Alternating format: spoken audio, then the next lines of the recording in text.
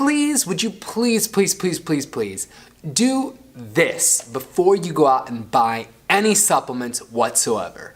What is up, people? Jean Carlos here with the Total Body Training Podcast, where I help people get lean, gain muscle, and build some damn confidence. And today's topic is, do this before you go out and buy any damn supplements. So, we're gonna get a little snuggly here and we're gonna talk about supplements. Now, the supplement industry is a multi-billion-dollar industry. There's so much money going into it right now. And I have a few thoughts that I'm gonna tell you about. Have three thoughts or three things you should consider before you even buy any supplements. And then after that, I'm gonna give you three tips or three things to do before you buy them and when you're buying them. So it's kind of like 6 tips, okay? But 3 points about supplements to consider, and then 3 tips before and during the purchasing of any supplements, okay? So the first point I'm gonna make, and this is kind of like the background a little bit on supplements. Now, the supplement industry is completely unregulated. And so that means that there is no governing body, that the FDA doesn't actually have to see if the supplements that you're taking actually contain the ingredients that are in there. And the reason for that is because there was a law that was passed called the Dietary Health and Education Act of 1994. And that makes it so that the supplement industry is completely unregulated, and that the supplement industry, the FDA, cannot fight or say that a supplement should be pulled off the market until, get this, until the supplement hurts someone multiple times. So what happens frequently is that a lot of supplements, like this happens a lot with pre-workouts, even vitamins, like over-the-counter vitamins, since they're not regulated, the people who are making them put some generic sawdust or something in their flour or something, and they're mixed in with the supplement. So that you're not really getting vitamin B, you're getting maybe a little bit of vitamin D with a little bit of flour inside of your capsules. And on top of that, because of the way that the plants are made, so not the plants that make vitamin B, but the plants that produce your vitamins are made, you can get a lot of cross-contamination in facilities. And this is well documented. There are lots of documentaries about it. Bigger, Stronger, Faster talks a little bit about this, and so do some other ones. But essentially, what happens is that there will be a line where they are making vitamins. And then there's a line where they're making, in the factories, there's a line where they're making testosterone pills. And sometimes those things get intermixed. And that happens frequently, more often than you would think. And so now you have 35-year-old Cheryl or 25-year-old Cheryl who's trying to get fit and sexy for the summer, and she buys some vitamin and she ends up taking testosterone and growing facial hair. And not that there's anything wrong with going through that transformation. However, Cheryl didn't want that. What she wanted was a little extra vitamin B to brighten up her day. So, but what I'm saying here is that you've got to watch out because the supplement industry is unregulated. Now, there are ways to get supplements that are proven to tell you what's in them, but I'll get around to that a little bit later when we go on. So the industry is completely unregulated, which is crazy. Number 2, what did I write here? Unregulated, so most cases won't know what you're getting. Oh, yeah, it's just, so here's the thing. Sometimes some of these supplements are labeled as being a proprietary blend. And I'm not going to name any brands, but you see this with protein. You see this with other brands where if you flip it over, I've seen protein brands, where if you flip it over, it'll say whey protein and then it'll say proprietary blend. And that means that they literally are just putting other stuff in it. So you're not really knowing if you're getting what you're getting. So these are things that you really need to consider before you invest your money. And then the third thing here is that, and this is really important, supplements are only responsible for maybe like 3% of your overall progress and development. 3%. Now, I know that supplement companies are constantly saying that, this special supplement will do this and do that. And, there may or may not be some truth to these things actually helping you. One thing to consider, though, is that the large majority of supplements are completely untested. So things that they say have certain results, like improving memory or improving focus or improving muscle building or like fat loss or any of these things, really haven't been studied enough to prove that. And sure, like maybe there are some studies that are performed on some supplements, and maybe there are some companies that spend more time doing that. That is definitely the case. However, I would say that there just hasn't been enough longitudinal studies. And that's not me saying that. The people over at RP, Renaissance Periodization, doctors at Renaissance Periodization would say the same thing, that really you don't need all these things, that they're unregulated and untested. So we don't even really know if the memory pill works or if, those pills work. And worse, we know that some things just don't. So we know that things like fat burners don't actually help you lose fat. I know, fat burners don't actually help you lose fat.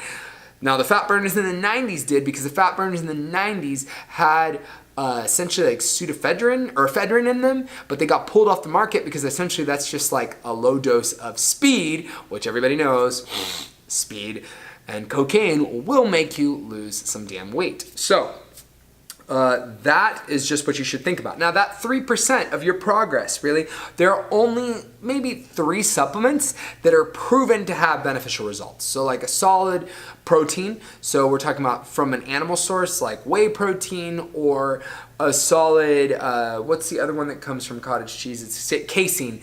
Casein protein. Proteins like that are proven to work. Another thing that also is proven to work, because that's more like a meal situation, right? That's just ground up protein for you. Now the other one that's proven to work with some results is creatine. Creatine is proven to work, it does some stuff, and so does caffeine. Caffeine does a really good job of getting your brain functioning and getting your body going, as long as you don't overdo it. Now vitamins and stuff like that work, but to varying degrees, and only if your body is receiving them correctly, because you're already living a healthy life. So that's just a little bit about that. Now, here is my point about buying them. So if you decide that you just want to get some shit and you're just like, but I absolutely want to take some supplements. I mean, I really enjoy that process. And if you're like me, I take some supplements. So the truth is that I do take protein. I have a protein shake every single morning for breakfast, because I am a morning person. So I don't like making huevos, eggs in the morning or anything like that. So unless I, am in the mood for that, generally, pretty much almost 365 damn days of the year, I make a shake with some eggs, with some greens or something in it, okay? And this is what I would recommend that you do. Now, for things like protein, I'm gonna start off with my first tip. And for supplements in general, you're gonna wanna go with the brand that is tested and proven to actually have what it has. So like I said, the vast majority of supplements in the market are not tested. So you don't know if they actually have what they have in them. And there have been multiple studies. If there's a PBS documentary, I'll link it in this video, that show that supplement companies really take advantage of this. So you're essentially buying snake oil and flour, for that matter, and your supplements. So this is one way you can get around that. You can purchase a supplement that is third-party tested through either a company called the NSF, and you'll see a label that is on the supplement that you're getting, says that it'll say something like NSF Sport. It's a little round label. Or there will be another one called Informed Choice. And those are the two big companies that people, supplement companies, will send their products off to get tested and then brought back so that people can take them and make sure that they don't have weird shit in them. Now, if you are an athlete and you are in a drug-tested league, so let's say that you're in the USAPL, or you're in the USPA, I'm in the USPA, and you are in a drug-tested meet or federation, you can get popped for banned substances. So here's something to keep in mind. That pre-workout that is unregulated, you might want to stay away from that because it might have some kind of banned substance in it. And you could get popped for some bullshit that you didn't even intend to take. All right? So just watch out for that. That is my first tip. Look for things that are regulated by that are third-party tested by the NSF or Informed Choice. Now, my next tip If you are, hold on, let me see. My next tip is make sure that you're not taking a supplement to cover or to be like a Band-Aid on a larger issue. So for example, vitamins definitely have some improved benefits, right? They can improve your life, but only if you actually need them. So here's something that you want to consider. Oftentimes people will find that they're a little bit tired, and they'll hear somewhere that you can get a vitamin B shot, or you can take vitamin B to help you with energy. And yeah. So vitamin B will help you with energy. Or maybe you hear this, and this is something that happened to me. You hear that most Americans are extremely low in vitamin D because we spent time inside, and that time inside and indoors makes us all vitamin D deficient, right? Because we're not getting enough sunlight. And that is true. That is a common thing. However, not everybody is vitamin D deficient, and not everybody needs vitamin B. Maybe instead of gravitating towards those vitamins, what you should do instead is try to solve the actual issue. Otherwise, you're putting a Band-Aid on it. So if you're not getting enough, if you're feeling tired and you're feeling fatigued, let's take a good look at your life. Is it maybe that you're not getting enough sleep? Are you sleeping, maybe 7 to 8 or 9 hours? Are you? Or are you sleeping more like 5? Okay? And is it possible for you to switch to sleeping less? I know that some people have sleep problems and things like that, so I don't want to put anybody down, but is it possible that some of us could maybe not look at our phones before we go to bed, or maybe not stay up watching Netflix a little bit longer to get some rest, right? So that might solve the issue. And some of you might think, well, no rest for the weary, Jean. I grind all day long. That popular mentality that's going on right now. Okay, maybe. Or maybe you could get a little bit of rest and be more productive. Hey, you know what? I'm no guru, I'm no scientist, but it would seem to me that if you can do that, you will feel better, and you won't have any need to spend your dollar bill, y'all, on any kinds of supplements. Not only that, but your hormones will feel better if you're getting proper sleep. You will feel better, and all that jazz. So I would strongly recommend that you try to solve the problem of being tired with actually getting rest, or solve any other kinds of health issues, maybe with eating better, things like that, before you even consider getting the supplements, because otherwise you're just putting a Band-Aid on top of the damn issue. Now, here is my last point. And this kind of leads to the vitamin D deficient thing that I was talking about earlier. I strongly recommend that people get blood work or some kind of spit swab. They have that. That's a thing they can find out. You can send it in to a doctor, and they can find out, either using blood work or a spit swab thing, if you are deficient in any kind of vitamins or nutrients. And here's why. One thing that does happen is that people will start taking a vitamin that they don't need, and as a result, they can fall into toxicity.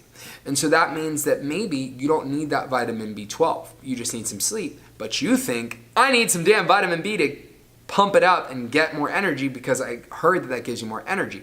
But in the process, you don't realize that you're already at your limit, because maybe you're eating kale or something rich in vitamin B. And then what ends up happening is if you take that supplement, it could put you over. So now you got a surplus of vitamin B12 or whatever. And then what happens is you can go into toxicity, and you can get sick, Too much of a good thing is a bad thing. You can get sick taking certain kinds of vitamins. It's true, folks. That can happen with vitamin D, vitamin B. I'm assuming it can happen with other stuff too. So with other vitamins. So, one way, and actually this has happened to one of my clients here. That's how I know about that, and there are numerous articles about it, but also it almost happened to me. A few months ago, I was feeling fatigued, I was feeling tired. I went into my doctor, I got some blood work taken, and I was thinking, with all my trainer knowledge and all my health shit, that I was gonna be vitamin D deficient, because most Americans are. I'm inside more often now doing computer work or filming these videos for you and training people at Total Body Training. So I got it in my head that I was going to be vitamin deficient. And it turns out, or vitamin B deficient because I was low on NAHEA. But it turns out that I was neither. In fact, my doctor told me that I might be over on vitamin B12 or vitamin B, which might be an indicator that I could be leaning towards being hypothyroid. That sucks getting that kind of result. However, here's my point. Had I continued to take supplements and vitamins, it would have definitely pushed me into toxicity had I been taking that. You see what my point here is that I could have made a bigger health issue had I tried to solve my health issues by doing the vitamin thing. So now I'm just getting more rest and just trying to eat a little bit better, and that's really made a world of a difference. So my tips again are that the last 3 tips: get something that's certified through the NSF or through Informed Choice. Make sure you're solving the larger issue. You aren't just putting a Band-Aid on top of it. And also get your blood work done so that you don't go into toxicity on any of this crap. All right, people. Thank you so much for tuning in to the Total Body Training Podcast. Until next time, peace.